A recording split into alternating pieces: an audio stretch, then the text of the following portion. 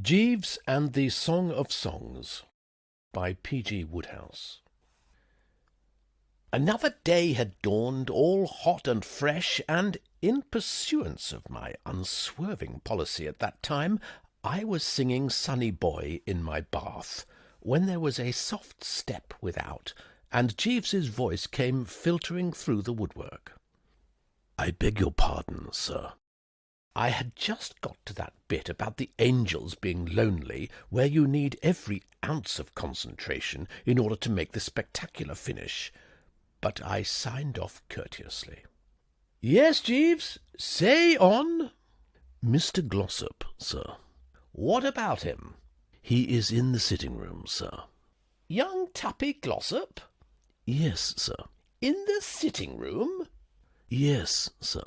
"Desiring speech with me?" "Yes, sir." "Sir?" "I only said,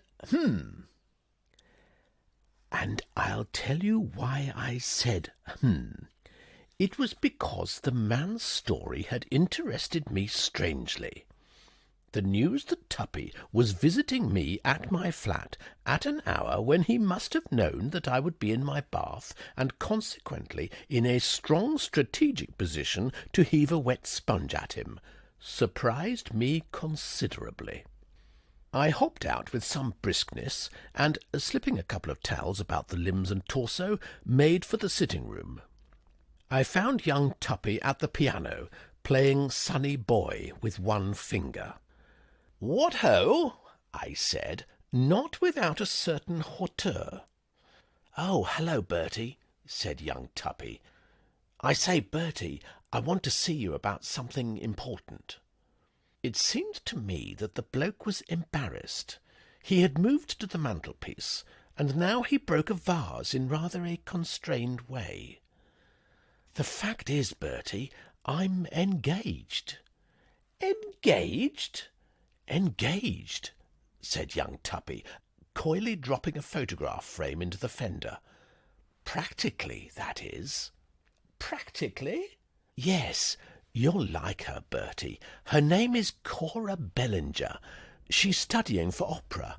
Wonderful voice she has. Also dark flashing eyes and a great soul." "How do you mean, practically?" "Well, it's this way. Before ordering the trousseau, there is one little point she wants cleared up. You see, what with her great soul and all that, she has a rather serious outlook on life, and the one thing she absolutely bars is anything in the shape of hearty humour. You know, practical joking and so forth. She said if she thought I was a practical joker, she would never speak to me again. And unfortunately, she appears to have heard all about that little affair at the Drones. I expect you've forgotten all about that, Bertie." "I have not." No, not forgotten exactly. What I mean is, nobody laughs more heartily at the recollection than you. And what I want you to do, old man, is to seize an early opportunity of taking Cora aside and categorically denying that there is any truth in the story. My happiness, Bertie, is in your hands, if you know what I mean." "Well, of course, if he put it like that, what could I do? We Worcesters have our code." "Oh, all right," I said, but far from brightly. "Oh, splendid fellow. When do I meet this blighted female?" "Don't call her this blighted female, Bertie, old man. I have planned all that out. I will bring her round here to-day for a spot of lunch." "What?" "At 1:30. "Right. Good. Fine. Thanks. I knew I could rely on you." He pushed off, and I turned to Jeeves, who had shimmered in with the morning meal. "Lunch for 3 to-day, Jeeves," I said. "Very good, sir." "You know, Jeeves, it's a bit thick. You remember my telling you about what Mr. Glossop did to me that night at the Drones?" "Yes, sir." For months I have been cherishing dreams of getting a bit of my own back, And now, so far from crushing him into the dust, I've got to fill him and fiancée with rich food and generally rally round and be the good angel. Life is like that, sir. True, Jeeves. What have we here? I asked, inspecting the tray. Kippered herrings, sir. And I shouldn't wonder, I said, for I was in thoughtful mood. If even herrings haven't troubles of their own. Quite possibly, sir. I mean, apart from getting kippered. Yes, sir. And so it goes on, Jeeves. So it goes on. I can't say I exactly saw eye to eye with young Tuppy in his admiration for the Bellinger female. Delivered on the mat at 1.25, she proved to be an upstanding light heavyweight of some 30 summers, with a commanding eye and a square chin, which I, personally, would have steered clear of. She seemed to me a good deal like what Cleopatra would have been after going in too freely for the starches and cereals. I don't know why it is, but women who have anything to do with opera, even if they're only studying for it, always appear to run to surplus poundage. Tuppy, however, was obviously all for her. His whole demeanour, both before and during lunch, was that of one striving to be worthy of a noble soul. When Jeeves offered him a cocktail, he practically recoiled as from a serpent. It was terrible to see the change which love had effected on the man. The spectacle put me off my food. At 2:30, the Bellinger left to go to a singing lesson. Tuppy trotted after her to the door, bleating and frisking a goodish bit, and then came back and looked at me in a goofy sort of way. "Well, Bertie?" "Well, what?" "I mean, isn't she?" "Oh, rather," I said, humouring the poor fish. "Wonderful eyes." "Oh, rather." "Wonderful figure." "Oh, quite." "Wonderful voice." Here I was able to intone the response with a little more heartiness. The Bellinger, at Tuppy's request, had sung us a few songs before digging in at the trough, and nobody could have denied that her pipes were in great shape. Plaster was still falling from the ceiling. "Terrific," I said. Tuppy sighed, and having helped himself to about 4 inches of whisky and 1 of soda, took a deep, refreshing draught. "Ah," he said, "I needed that. Why didn't you have it at lunch?" "Well, it's this way," said Tuppy. "I have not actually ascertained what Cora's opinions are on the subject of the taking of slight snorts from time to time, but I thought it more prudent to lay off. The view I took was that laying off would seem to indicate the serious mind. It is touch and go, as you might say, at the moment, and the smallest thing may turn the scale. What beats me is how on earth you expect to make her think you've got a mind at all, let alone a serious one. I have my methods." "I bet they're rotten." "You do you?" said Tuppy warmly. "Well, let me tell you, my lad, that's exactly what they're anything but. I am handling this affair with consummate generalship. Do you remember Beefy Bingham, who was at Oxford with us?" "I ran into him only the other day. He's a parson now." "Yes, down in the East End. Well, he runs a lads' club for the local toughs. You know the sort of thing. Cocoa and backgammon in the reading-room, and occasional clean, bright entertainments in the old fellow's hall. And I've been helping him. I don't suppose I've passed an evening away from the backgammon board for weeks.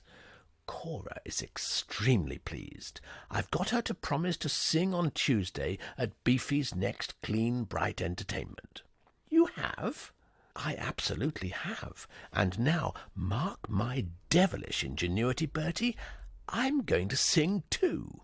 "Why do you suppose that's going to get you anywhere?" "Because the way I intend to sing the song I intend to sing will prove to her that there are great deeps in my nature whose existence she has not suspected. She will see that rough, unlettered audience wiping the tears out of its bally eyes, and she will say to herself, "What ho! The old egg really has a soul." For it is not one of your mouldy comic songs, Bertie. No low buffoonery of that sort for me. It is all about angels being lonely and what not.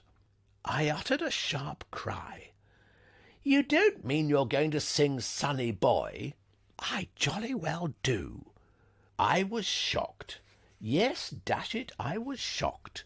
You see, I held strong views on Sonny Boy.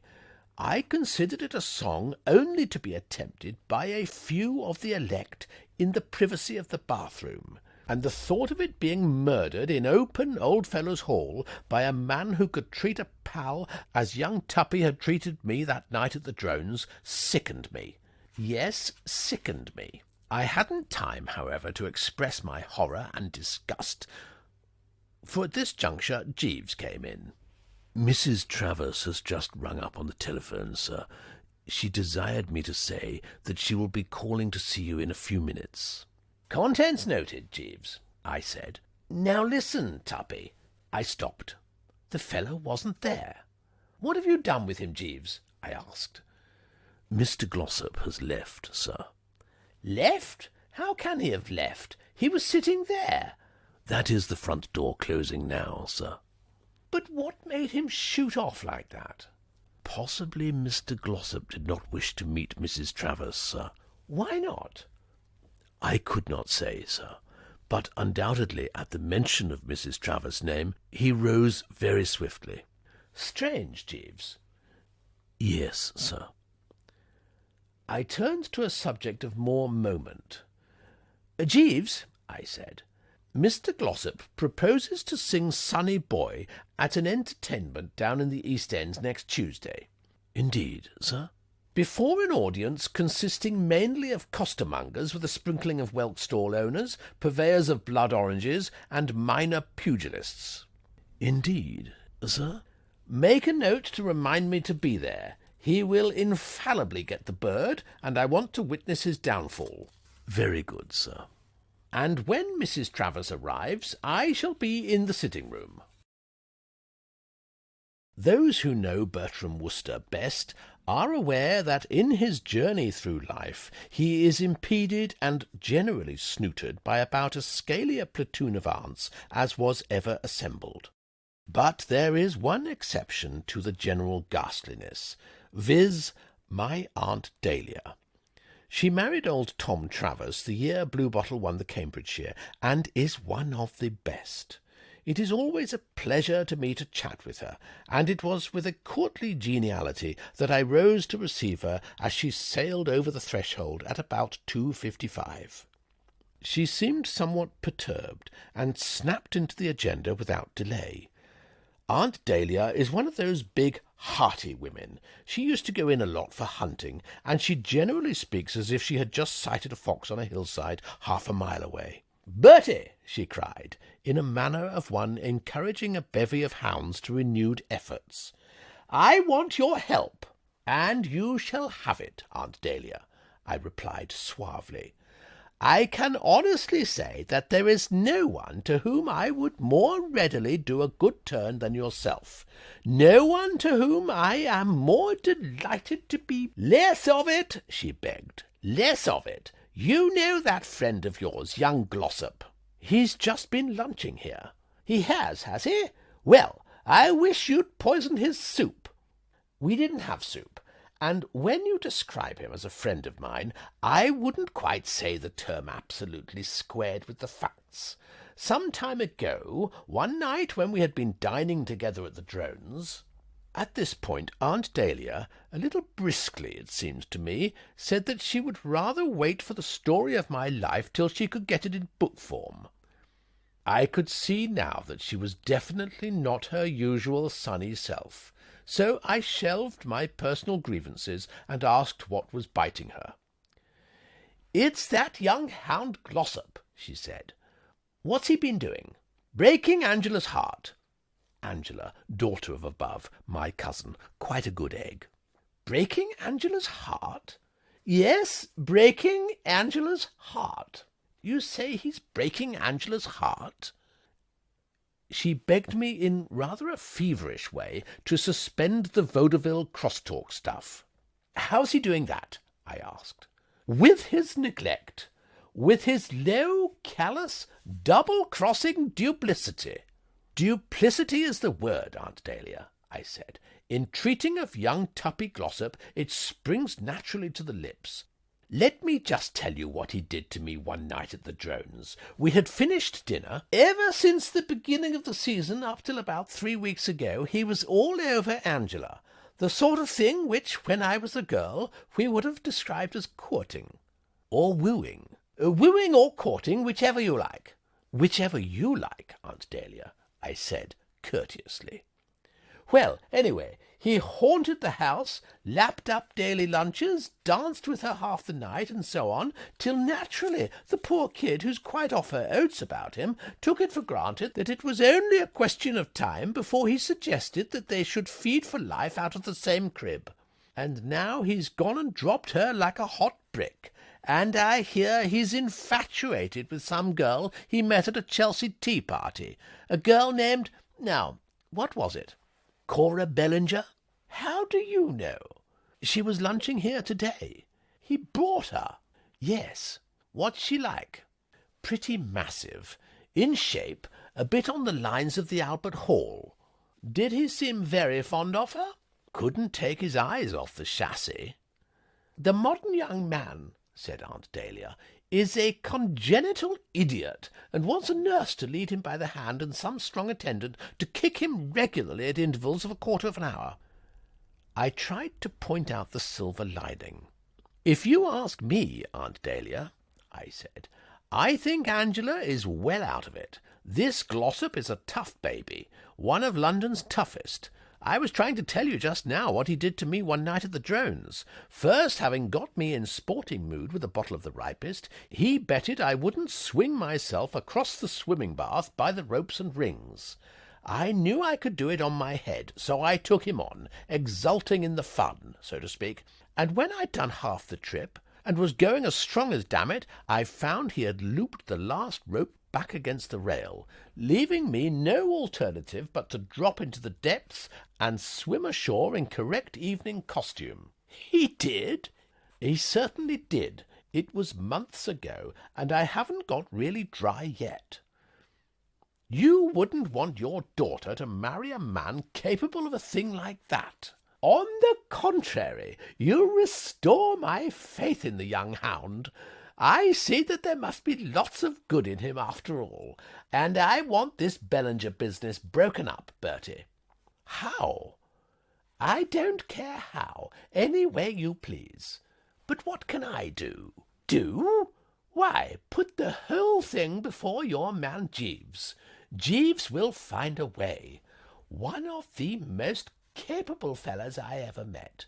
Put the thing squarely up to Jeeves, and tell him to let his mind play round the topic.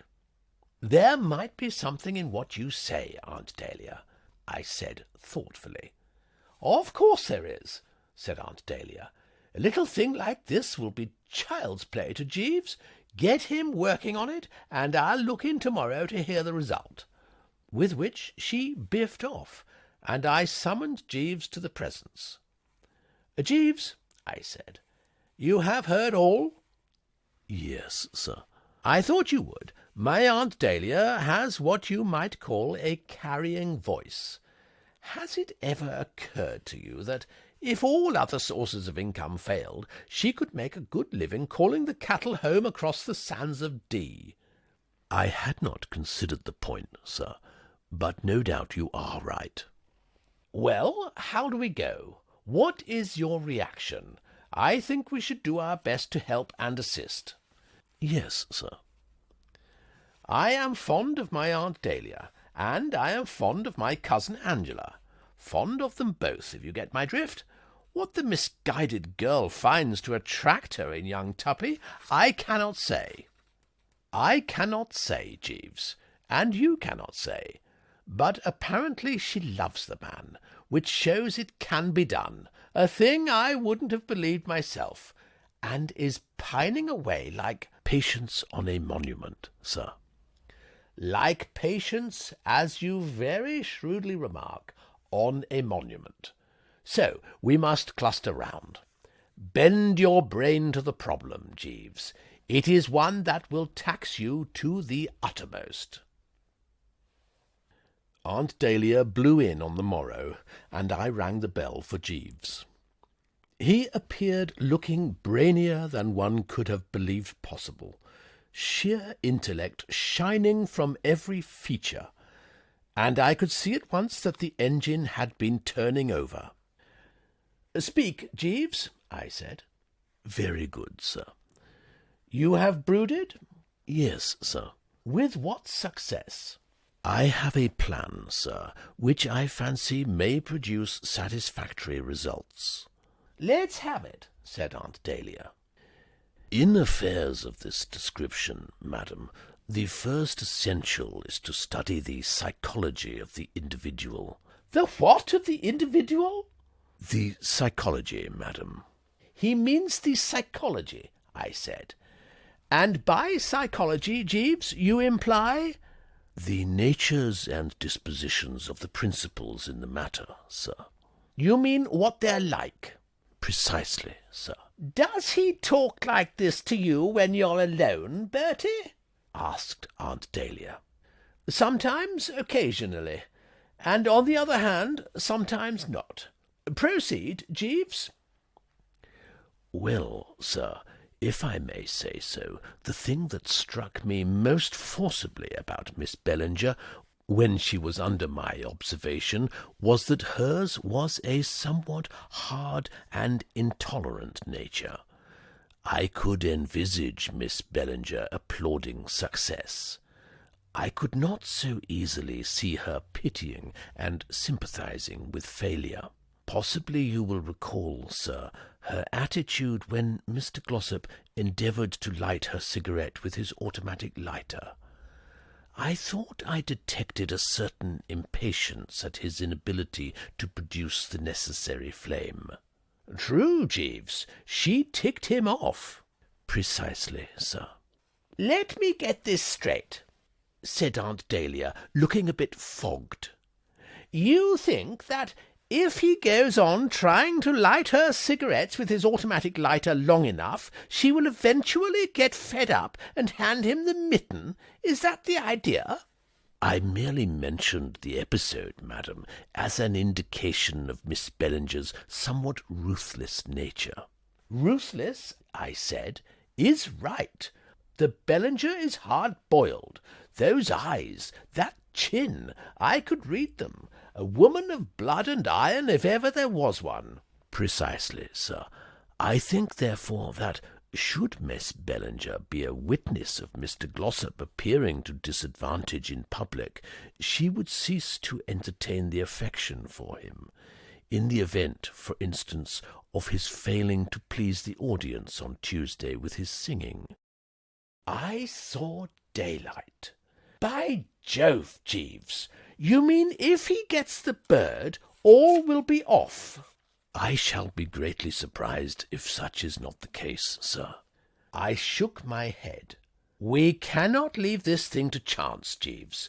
Young Tuppy singing Sonny Boy is the likeliest prospect for the bird that I can think of. But no, you must see for yourself that we can't simply trust to luck." We need not trust to luck, sir. I would suggest that you approach your friend Mr. Bingham and volunteer your services as a performer at his forthcoming entertainment. It could readily be arranged that you sang immediately before Mr. Glossop. I fancy, sir, that if Mr. Glossop were to sing Sonny Boy directly after you, too, had sung Sonny Boy, the audience would respond satisfactorily. By the time Mr. Glossop began to sing, they would have lost their taste for that particular song, and would express their feelings warmly. "Jeeves," said Aunt Dahlia, "you're a marvel." "Thank you, madam." "Jeeves," I said, "you're an ass." "What do you mean he's an ass?" said Aunt Dahlia hotly. I think it's the greatest scheme I ever heard. Me sing Sonny Boy at Beefy Billingham's clean, bright entertainment? I can see myself. You sing it daily in your bath, sir, Mr. Wooster, said Jeeves, turning to Aunt Dahlia. Has a pleasant, light baritone. I bet he has, said Aunt Dahlia. I froze the man with a look. Between singing Sonny Boy in one's bath, Jeeves, and singing it before a hall full of assorted blood-orange merchants and their young, there is a substantial difference. Bertie, said Aunt Dahlia, you'll sing and like it. I will not. Bertie, nothing will induce. Bertie, said Aunt Dahlia firmly, you will sing Sonny Boy. You will sing Sonny Boy on Tuesday, the 3rd Prox, and sing it like a lark at sunrise, or may an aunt's curse— I won't. Think of Angela. Dash Angela. Bertie. No, I mean, hang it all. You won't? No, I won't. That is your last word, is it? It is. Once and for all, Aunt Dahlia, nothing will induce me to let out so much as a single note. And so that afternoon I sent a prepaid wire to Beefy Bingham, offering my services in the cause, and by nightfall the thing was fixed up. I was billed to perform next but one after the intermission. Following me came Tuppy, and immediately after him Miss Cora Bellinger, the well-known operatic soprano. Jeeves, I said that evening, and I said it coldly, I shall be obliged if you will pop round to the nearest music shop and procure me a copy of Sonny Boy. It will now be necessary for me to learn both verse and refrain. Of the trouble and nervous strain which this will involve, I say nothing. Very good, sir. But this I do say. I had better be starting immediately, sir, or the shop will be closed. Ha! I said, and I meant it to sting. Although I had steeled myself to the ordeal before me, and had set out full of the calm, quiet courage which makes men do desperate deeds with careless smiles, I must admit that there was a moment just after I had entered the old fellow's hall at Bermondsey East and run an eye over the assembled pleasure-seekers, when it needed all the bulldog pluck of the Woosters to keep me from calling it a day and taking a cab back to civilization.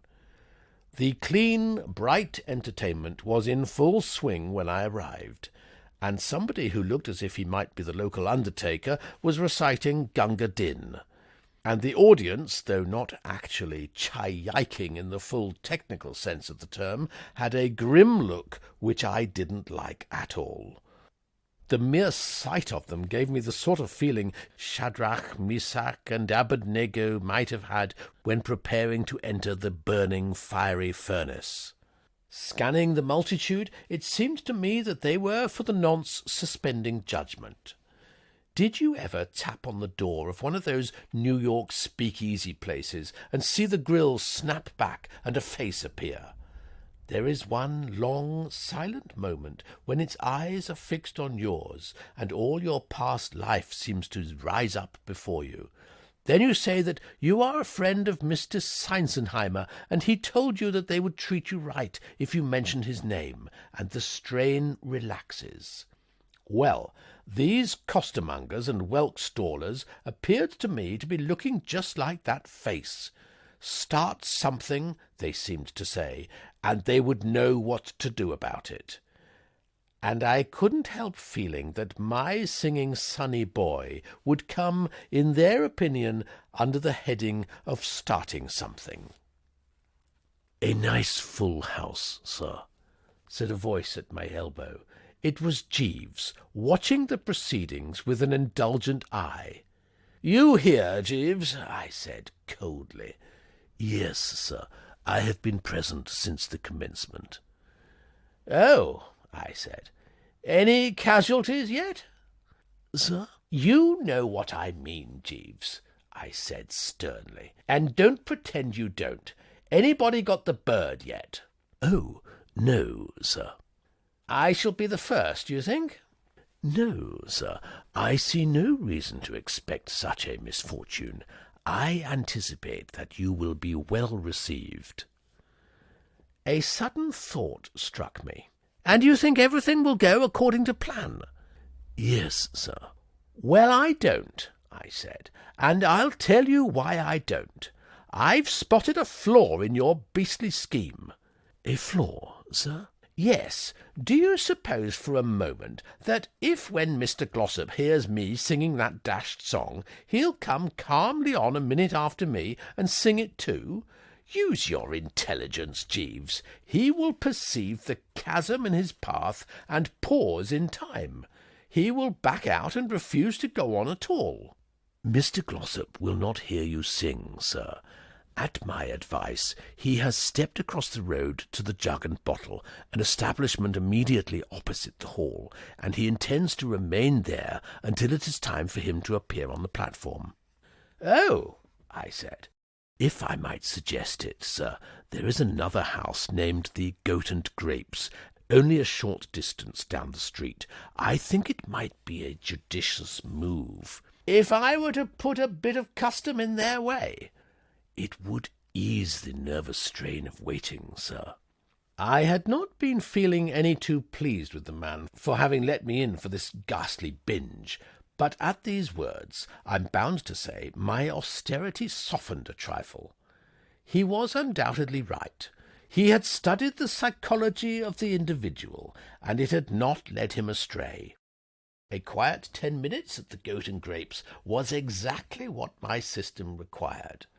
To buzz off there and inhale a couple of swift whisky and sodas was, with Bertram Wooster, the work of a moment. The treatment worked like magic. What they had put into the stuff besides vitriol I could not have said, but it completely altered my outlook on life. That curious gulping feeling passed. I was no longer conscious of the sagging sensation at the knees. The limbs seemed to quiver gently, the tongue became loosened in its socket, and the backbone stiffened. Pausing merely to order and swallow another of the same, I bade the barmaid a cheery good night, nodded affably to one or two fellows in the bar whose faces I liked, and came prancing back to the hall, ready for anything. And shortly afterwards I was on the platform with about 1,000,000 bulging eyes goggling up at me. There was a rummy sort of buzzing in my ears, and then, through the buzzing, I heard the sound of a piano starting to tinkle, and, commending my soul to God, I took a good, long breath and charged in.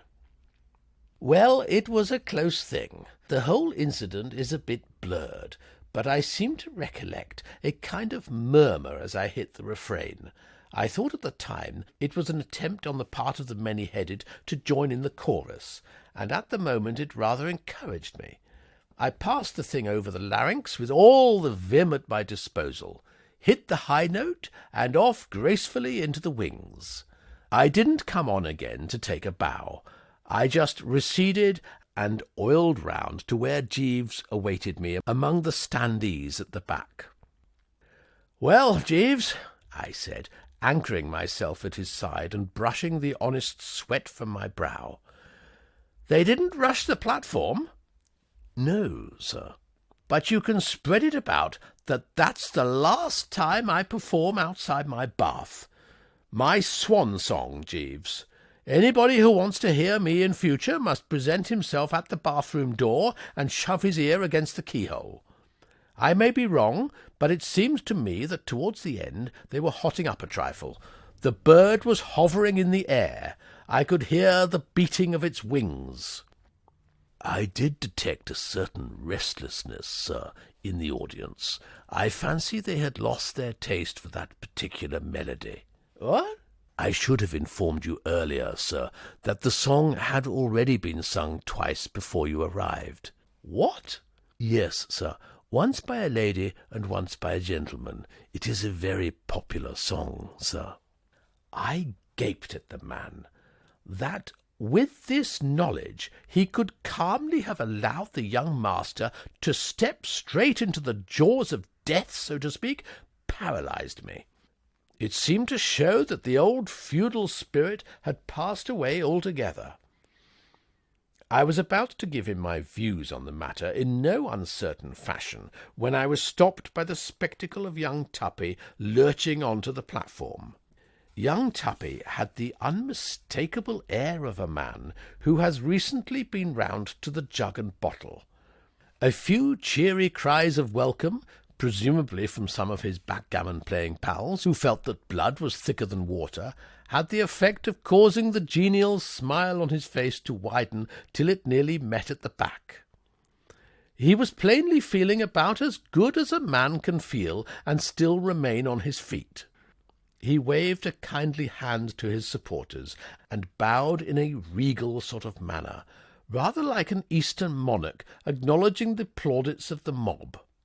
Then the female at the piano struck up the opening bars of Sonny Boy, and Tuppy swelled like a balloon, clasped his hands together, rolled his eyes up at the ceiling in a manner denoting soul, and began. I think the populace was too stunned for the moment to take immediate steps. It may seem incredible, but I give you my word that young Tuppy got right through the verse without so much as a murmur. Then they all seemed to pull themselves together. A costermonger roused is a terrible thing. I had never seen the proletariat really stirred before, and I'm bound to say it rather awed me.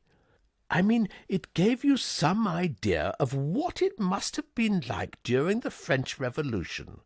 From every corner of the hall there proceeded simultaneously the sort of noise which you hear, they tell me, at one of those East End boxing places, where the referee disqualifies the popular favourite and makes the quick dash for life. And then they passed beyond mere words and began to introduce the vegetable motive. I don't know why, but somehow I had got it into my head that the first thing thrown at Tuppy would be a potato. One gets these fancies. It was, however, as a matter of fact, a banana, and I saw in an instant that the choice had been made by wiser heads than mine. These blokes who have grown up from childhood in the knowledge of how to treat a dramatic entertainment that doesn't please them are aware by a sort of instinct just what to do for the best, and the moment I saw that banana splash on Tuppy's shirt front, I realized how infinitely more effective and artistic it was than any potato could have been. Not that the potato school of thought had not also its supporters. As the proceedings warmed up, I noticed several intelligent-looking fellows who threw nothing else. The effect on young Tuppy was rather remarkable. His eyes bulged and his hair seemed to stand up, and yet his mouth went on opening and shutting, and you could see that in a dazed, automatic way he was still singing Sonny Boy. Then, coming out of his trance, he began to pull for the shore with some rapidity. The last seen of him, he was beating a tomato to the exit by a short head. Presently the tumult and the shouting died. I turned to Jeeves. "Painful, Jeeves," I said. "But what would you?" "Yes, sir." "The surgeon's knife, what?" "Precisely, sir." "Well, with this happening beneath her eyes, I think we may definitely consider the Glossop-Bellinger romance off." "Yes, sir." At this point old Beefy Bingham came out onto the platform. "Ladies and gentlemen," said old Beefy. I supposed that he was about to rebuke his flock for the recent expression of feeling, but such was not the case. No doubt he was accustomed by now to the wholesome give and take of these clean, bright entertainments, and had ceased to think it worth while to make any comment when there was a certain liveliness.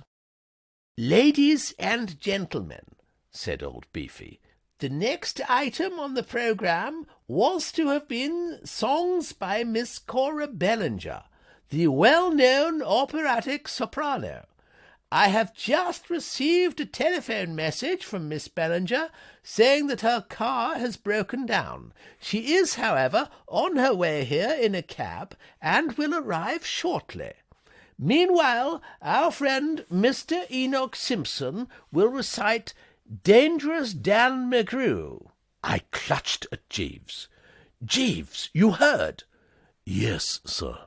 She wasn't there. No, sir. She saw nothing of Tuppy's Waterloo. No, sir. The whole bally scheme has blown a fuse. Yes, sir.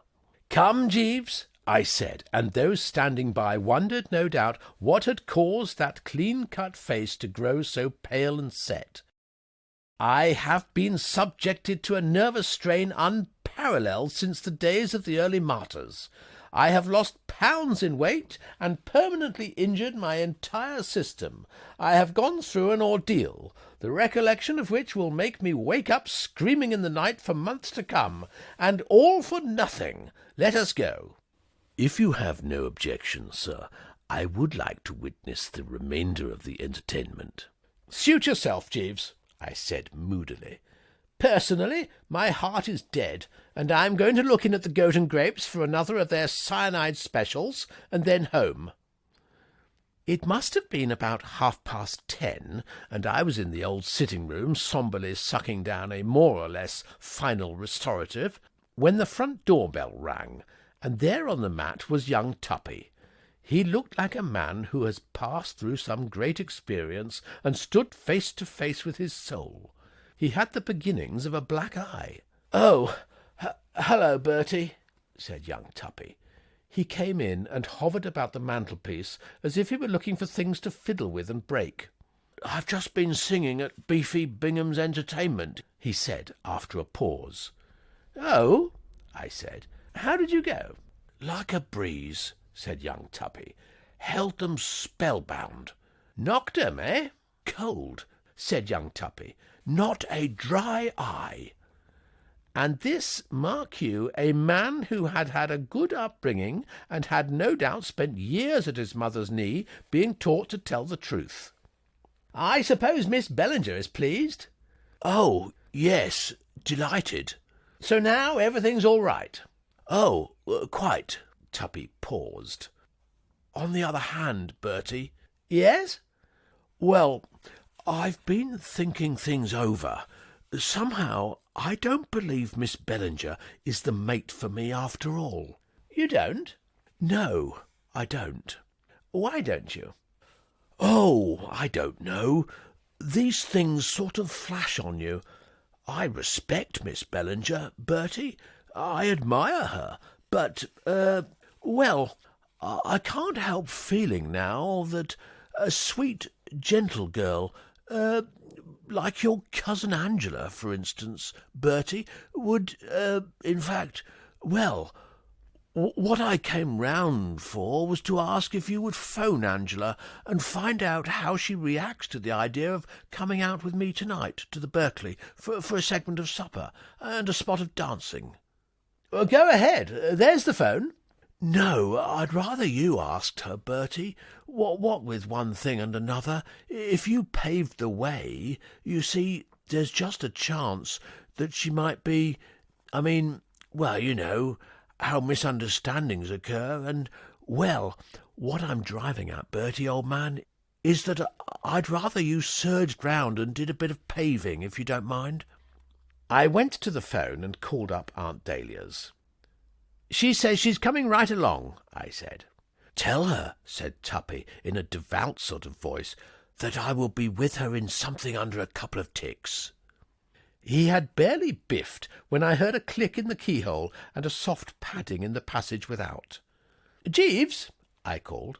"Sir?" said Jeeves, manifesting himself. "Jeeves, a remarkably rummy thing has happened. Mr. Glossop has just been here. He tells me that it's all off between him and Miss Bellinger." "Yes, sir." "You don't seem surprised." "No, sir. I confess I had anticipated some such eventuality." "Eh? What gave you that idea?" "It came to me, sir, when I observed Miss Bellinger strike Mr. Glossop in the eye." "Strike him?" "Yes, sir." In the eye? The right eye, sir. I clutched the brow. What on earth made her do that? I fancy she was a little upset, sir, at the reception accorded to her singing. Great Scott! Don't tell me she got the bird too. Yes, sir. But why? She's got a red-hot voice. Yes, sir, but I think the audience resented her choice of a song. Jeeves, reason was beginning to do a bit of tottering on its throne. You aren't going to stand there and tell me that Miss Bellinger sang Sonny Boy too?